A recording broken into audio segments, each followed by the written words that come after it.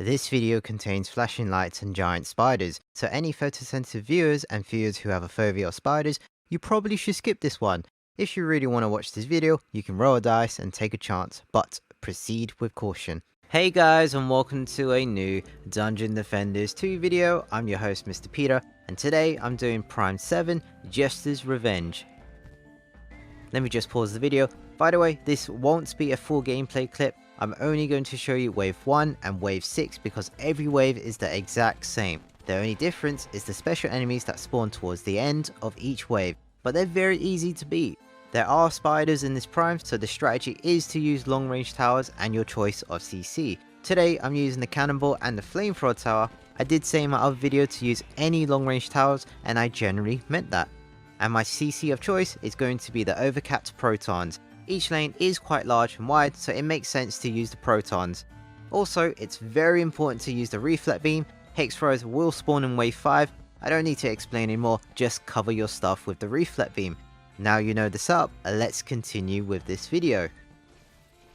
When you start the wave, you get a cutscene from fake Harley Quinn, and this scene appears at the start of every single wave. It does get super annoying to watch. These Kamikazes are mental. Long story short, shoot them down. They don't behave like ordinary Kamikazes, they want to dive into the crystal. Sometimes they want to dive into you. That's how mental they are. Sky Guards are pretty much useless against them, so your best bet is to shoot them down.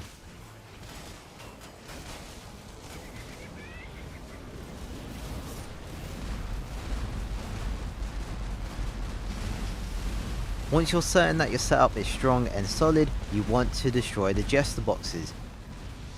This is a Jester Box and they spawn special enemies at the end of the wave. Destroy them to make the wave much easier. However, these are sub-objectives, so you don't have to destroy them. I'd rather you guys focus on defending, but if you do have the time, destroy them.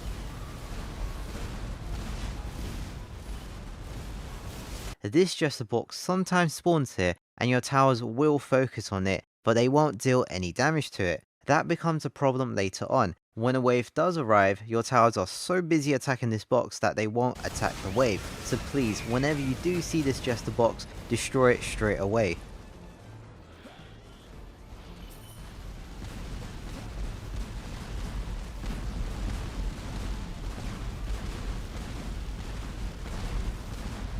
Cannonball Towers and the Flamethrower Tower, when built correctly, can perform very well.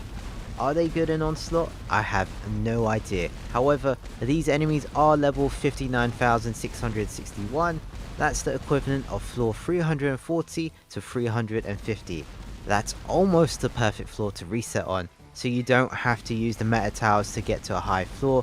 You can use whatever tower you're comfortable with.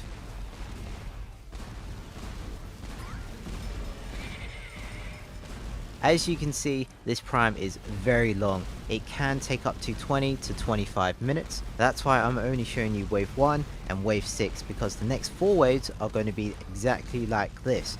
It's boring to watch, especially when everything's going well and I have nothing to do. I know I make it look easy, but this prime is very hard. I want you guys to be more proactive in primes. Try to wave clear, defend other lanes, destroy the Jester Boxes, you know, anything that isn't standing still.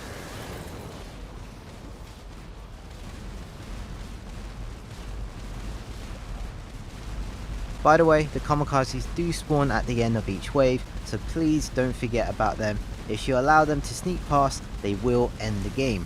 It's a horrible feeling when that happens on wave 4 or wave 5, all that work for nothing. Just remember that they spawn on both sides, at the start and at the end of the wave. Like I said earlier, they're bloody mental.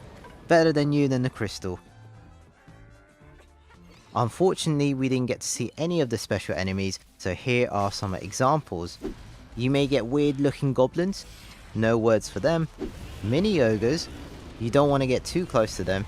Some elemental mages, there's fire, electric and ice. Ice mages are the oddest one because they freeze their own troops. I don't know why, but I'm not complaining. There's more enemies, but sadly I don't have any more footage. Each wave will be the same, you just gotta remember the routine. Watch the fake Harley Quinn dance, shoot down the mental Kamikaze. If your setup is defending well, destroy the Jester Boxes to stop the special enemies from spawning, and lastly, don't forget about the end Kamikaze. Remember, on the 5th wave, you will have Hex throws, so cover your towers and the crystal with the reflect beam. Now once you're at the end of wave 5, you're forced into a cutscene, so there's no time to upgrade your stuff. It's best to upgrade before you start wave 5. This will be the only boss that you'll fight in this incursion, Mr. Skwish N Smash.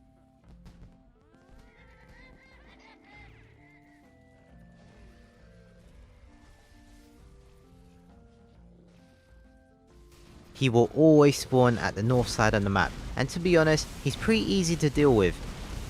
Once you've killed him, don't worry about the lane enemies, keep your attention on the Kamikazes. You don't want the Kamikazes to dive into your crystal. Remember, there's no replay button, you'll have to start from wave 1 again if you lose.